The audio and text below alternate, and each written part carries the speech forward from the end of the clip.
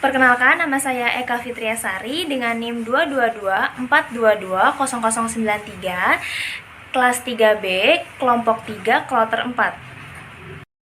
Di sini saya akan menjelaskan 3 alat pengukuran lingkungan. Yang pertama ada soil meter.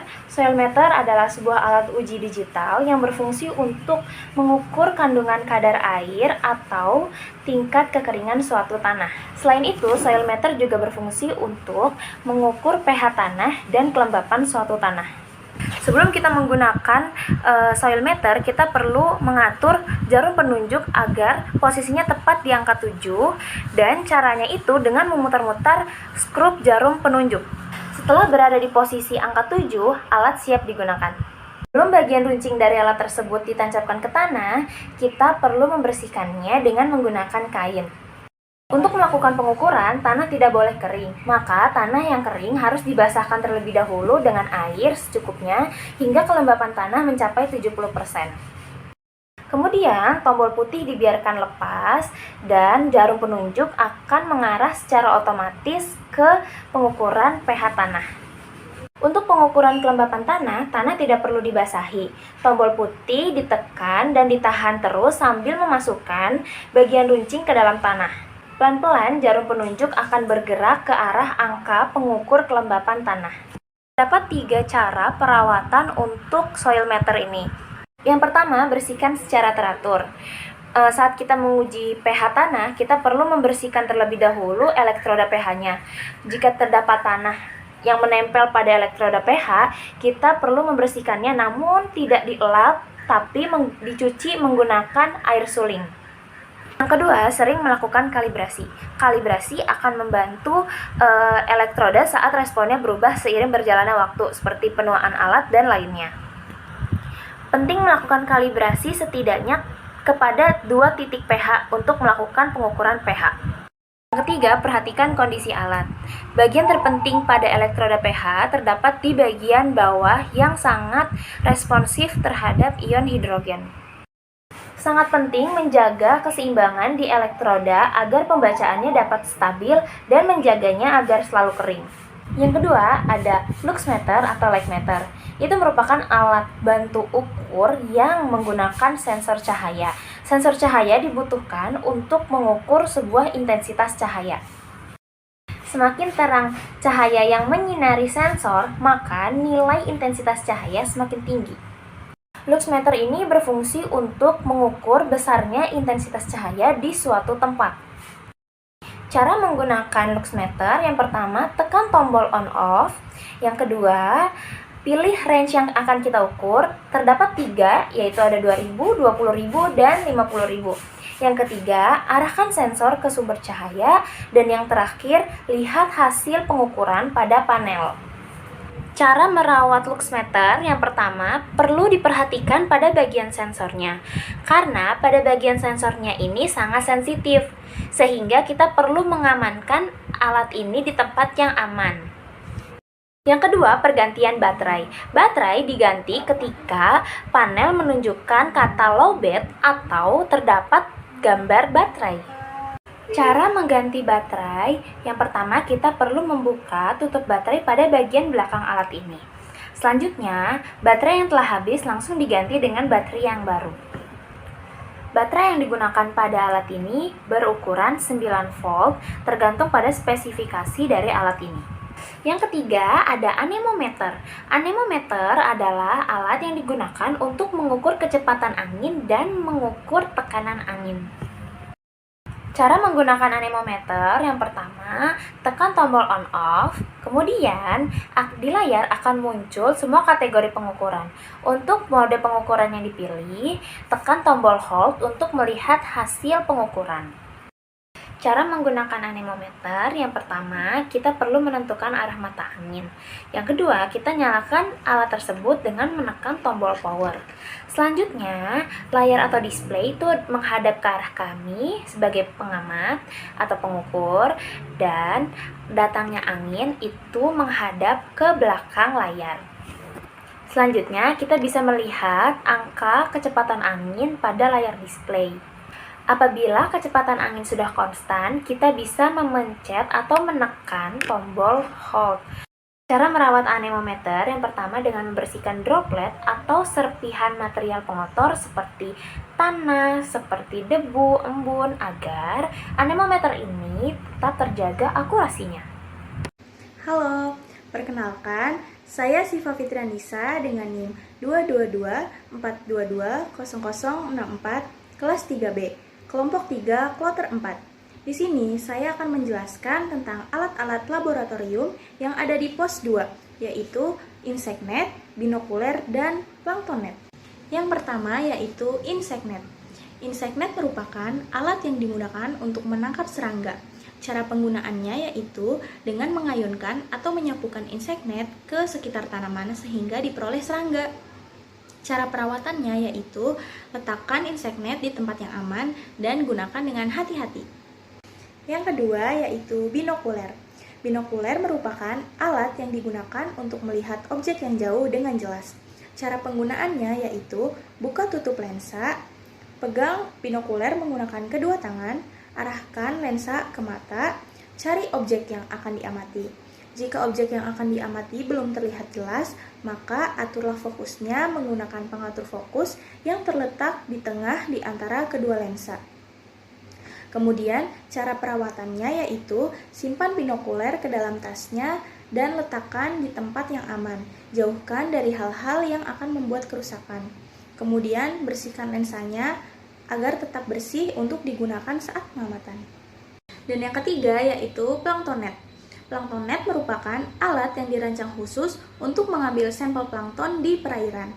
Bentuk planktonnet menyerupai kerucut yang dibentuk dari jaring berbahan nilon. Cara pengambilan sampel plankton yaitu lemparkan planktonnet ke perairan, kemudian tarik menggunakan tangan. Hasil penyaringan yang tertampung dimasukkan ke dalam botol planktonnet. Kemudian, ambil beberapa tetes hasil penyaringan untuk diamati di mikroskop. Cara perawatannya yaitu gunakan planktonnet dengan hati-hati, segera dibersihkan setelah digunakan, dan letakkan di tempat yang aman. Cukup sekian penjelasan dari saya. Terima kasih.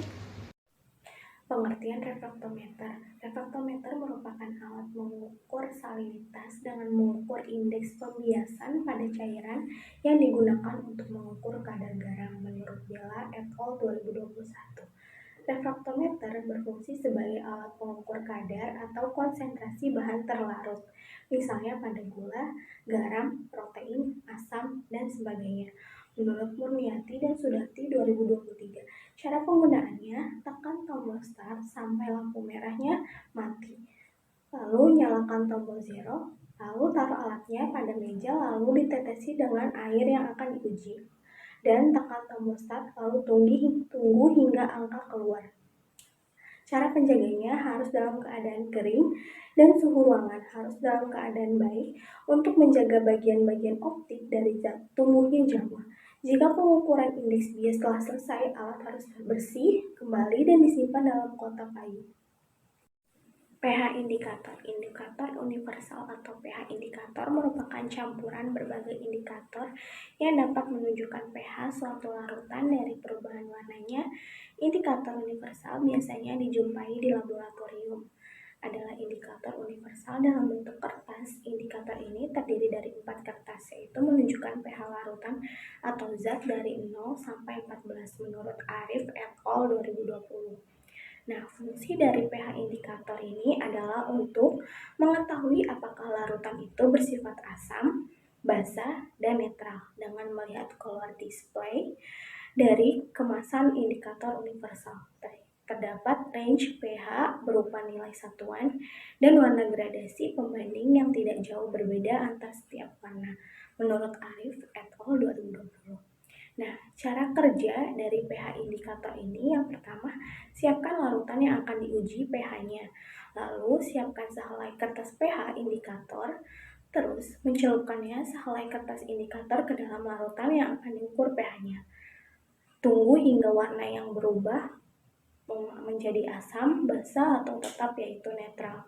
Jika sudah terlihat perubahannya, maka angkat helaian kertas tersebut dan lihat perubahannya, kemudian catat. Cara perawatannya yaitu taruh di tempat kering dan pastikan dalam keadaan yang tertutup. Yang terakhir ada kertas lakmus. Kertas lakmus adalah salah satu media pengukur pH keasaman suatu larutan menurut Wibowo dan ahli 2019. Fungsi dari kertas lakmus ini untuk menentukan pH dan sifat larutan itu, asam ataupun basa menurut Wibowo dan ahli 2019. Nah, cara kerja dari kertas lakmus ini adalah siapkan larutan yang akan diuji pH-nya. Lalu siapkan sehelai kertas lakmus dan celupkan ke dalam larutan yang akan diukur pH-nya. Kemudian tunggu hingga warnanya berubah menjadi biru ataupun merah yang menandakan larutan tersebut asam, basa, ataupun netral. Jika sudah terlihat perubahannya, maka angkat helaian kertas tersebut dan catat dalam catatan. Kemudian cara perawatannya adalah yang pertama, taruh kertas lakmus tersebut dalam keadaan tempat yang kering agar terhindar dari kontaminasi air atau larutan yang dapat merubah warna kertas lakmusnya. Assalamualaikum warahmatullahi wabarakatuh. Nama saya Nazali Rahma dengan NIM 22242200095 dari kelas 3B, kelompok 3, kloter 4. Di sini saya akan menjelaskan alat-alat ukur dari pos 4, yakni ada 3. Yang pertama ada meteran, yang kedua ada hygrometer, dan yang ketiga ada neraca Ohaus digital. Yang saya akan bahas pertama ialah meteran. Meteran juga biasa disebut dengan pita ukur atau biasa disebut juga dengan rolmeter, yaitu alat ukur yang panjang yang bisa digulung dan tentunya memiliki panjang 25-50 meter. Fungsi dari meteran tersendiri ialah untuk mengukur panjang, lebar, ataupun diameter dari suatu objek. Fungsi meteran sama seperti dengan fungsi penggaris.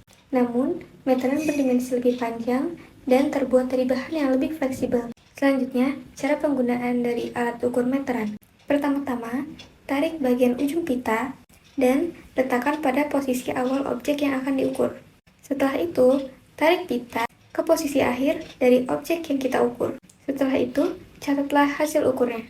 Selanjutnya, ada cara penyimpanan atau cara perawatan dari alat ukur meteran. Yang pertama, tentunya setelah digunakan, alat ukur meteran harus digulung kembali dengan benar dan simpan alat ukur di tempat yang tertutup, hindari penumpukan penempatan alat ukur, dan lakukan perawatan secara berkala. Alat ukur selanjutnya yaitu hygrometer. Alat ini digunakan untuk mengukur kelembapan lingkungan, entah itu kelembapan udara ataupun kelembapan tanah. Hygrometer memiliki tegangan kerja 3-5 volt. Selanjutnya ada fungsi dari alat ukur hygrometer, yaitu untuk mengukur tingkat kelembapan dari suatu tempat. Biasanya alat ini ditemukan di bekas tempat penyimpanan barang yang harus terjaga kelembapannya. Selanjutnya ada cara penggunaan dari alat ukur hygrometer. Caranya itu sangatlah sederhana, tidak jauh beda dengan alat ukur termometer, yaitu dengan cara meletakkan alat ini di tempat yang akan kita ukur kelembapannya. Setelah itu, kita hanya perlu menunggu beberapa saat. Setelah ditunggu beberapa saat, maka lihat dan catatlah hasil yang tertera. Biasanya ditandai dengan persentase bersama dengan derajat Celcius. Selanjutnya ada cara perawatan dari alat ukur hygrometer, yakni yang pertama, pastikan setelah digunakan, dibersihkan kembali menggunakan kain. Pastinya dibersihkannya dengan cara perlahan. Setelah itu, simpan alat ukur hygrometer ke wadah penyimpanan. Dan tentunya tidak lupa pula untuk selalu periksa keadaan hygrometer dengan cara berkala. Masuk alat ukur yang terakhir, yakni neraca Ohaus digital. Neraca sendiri merupakan salah satu alat ukur yang paling sering digunakan di laboratorium, dan tentunya digunakan untuk menimbang bahan yang akan digunakan di dalam laboratorium. Neraca digital Ohaus ini tentunya berfungsi untuk mengukur massa benda, yaitu dengan unit 0,01 gram. Berikut adalah cara penggunaan dari neraca digital. Pertama-tama, letakkan wadah berupa gelas arloji ataupun cawan petri di atas neraca digital. Lalu, nolkan terlebih dahulu dengan cara menekan tombol 0 ataupun ter sebelum digunakan untuk mengukur massa benda. Setelah itu, masukkan zat ataupun benda yang ingin diukur ke dalam wadah. Lalu, baca dan catat hasilnya yang tertera pada monitor neraca digital. Berikut adalah cara perawatan dari neraca Ohaus digital. Pertama, dipastikan untuk selalu membersihkan neraca Ohaus digital secara rutin. Lalu, kedua, hindari menimbang beban lebih dari kapasitas. Hindari tempat yang lembab, lalu disimpan di tempat yang sejuk. Dan tidak lupa pula untuk selalu menyimpan di tempat yang datar. Assalamualaikum warahmatullahi wabarakatuh. Nama saya Kayla Berta Maulina dengan NIM 22242200094 kelas 3B. Di sini saya akan menjelaskan pengertian, fungsi, cara kerja, dan cara perawatan dari alat termometer raksa, loop, dan Setchidis. Termometer raksa. Menurut Reza 2023, termometer raksa adalah termometer cair yang menggunakan air raksa sebagai bahan pengisi. Nah, termometer raksa berguna untuk mengukur suhu lingkungan. Cara menggunakan termometer raksa adalah dengan memegang tali pegangan termometer atau bisa juga diikatkan ke dahan, lalu tunggu termometer hingga air raksa berhenti di satu titik suhu. Cara merawat termometer. Yang pertama, jangan gunakan air atau direndam untuk membersihkan termometer. Bersihkan termometer menggunakan kain bersih. Jika noda membandel, gunakan kain yang sudah direndam air dan deterjen. Jangan menggunakan thinner, bensin, atau pelarut lainnya. Jika menggunakan alkohol, pastikan tidak mengenai indikator. Loop. Menurut Fauziah 2021, loop adalah salah satu alat optik yang menggunakan lensa cembung. Loop berfungsi untuk memperbesar bayangan benda. Cara menggunakan loop. Yang pertama, letakkan benda yang akan diamati di antara bagian fokus dan lensa. Setelah itu, lensa cembung pada loop akan membiaskan cahaya yang datang melalui pusat loop. Lalu, loop akan membentuk bayangan. Cara merawat loop. Bersihkan loop menggunakan kain lembut dan keringkan dengan hati-hati. Jaga kebersihan loop agar tidak terkena noda-noda debu. Lalu, taruh loop di tempat yang bersih dan kering. Jangan taruh loop di tempat yang lembab dan terkena sinar matahari. Setchidis. Menurut Pinky 2021, Setchidis adalah instrumen sederhana yang digunakan untuk mengukur transparasi air. Setchidis juga dapat digunakan untuk mengukur seberapa jauh seseorang melihat ke dalam air. Cara menggunakan Setchidis cukup mudah. Lempengan Setchidis diikat dengan tali lalu dimasukkan ke dalam air. Jika pola pada Setchidis sudah tidak terlihat lagi di dalam kedalaman tertentu, maka didapatkan hasil tingkat kecerahan pada air tersebut. Cara merawat Setchidis.